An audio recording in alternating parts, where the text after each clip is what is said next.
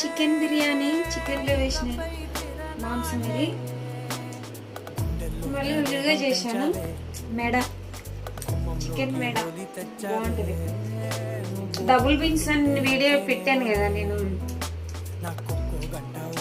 ముడిధాన్యాల్లో double beans వేసాను చికెన్లో. స్మూత్గా ఉడికింది చూడండి.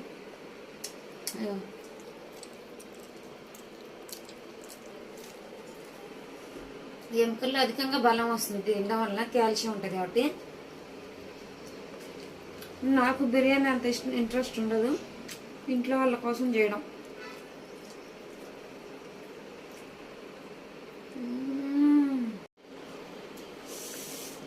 బా